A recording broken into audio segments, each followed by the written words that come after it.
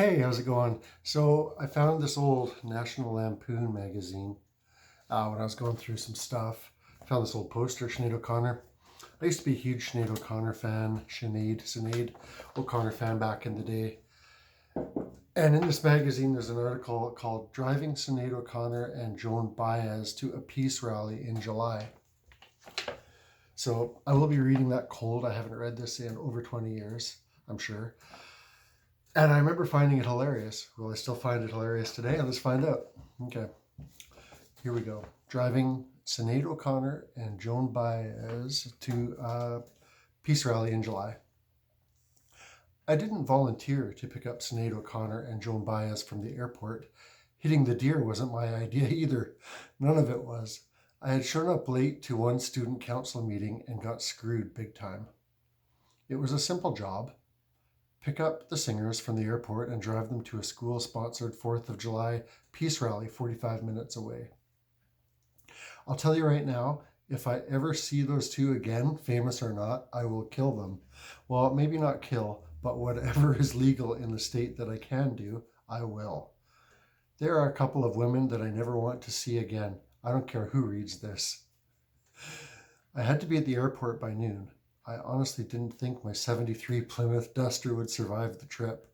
For the past year, her temperature needle had been drifting in and out of the red, and the fact that this was the hottest day of the year didn't help. I left my house early to ensure that if the car did in fact overheat, I would have plenty of time to let it cool down and not be late for the airport.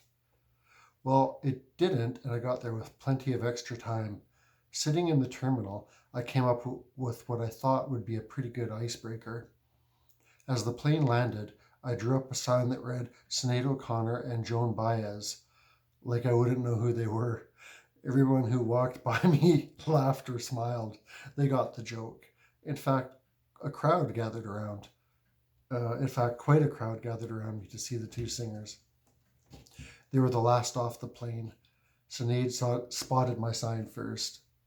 Put that away, you idiot, she said in the most charming, soft-spoken Irish accent. What? I said. Put that away, you moron, she repeated. I quickly dropped the sign and my dopey smile. The whole crowd that had gathered felt sorry for me and dispersed as if they hadn't heard what she had said. When Joan Baez figured out what I had done, she turned to reboard the plane, but Sinead grabbed her arm and whispered something in her ear. Joan paused, looked at me, looked way off in the distance, and then reluctantly walked toward me. I hadn't broken much ice here. You could just imagine how quiet our car ride went. Sinead didn't want to sit in the back of the car because it was dusty, and she didn't want to sit next to me. So Joan had to sit between us. I tried to say something pithy and witty to win them over, to try to make them forget about the sign, but everything I said made them roll their eyes.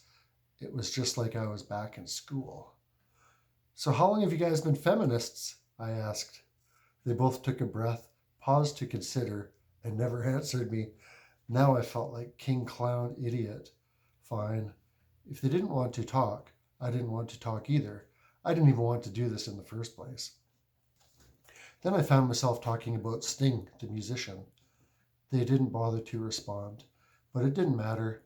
I didn't even know how I got into it, but I found myself talking about Sting and the Police. I stopped when out of the corner of my eye, I thought I saw Joan mimicking me. They wouldn't talk about Sting. They wouldn't talk about anything. They just stared at the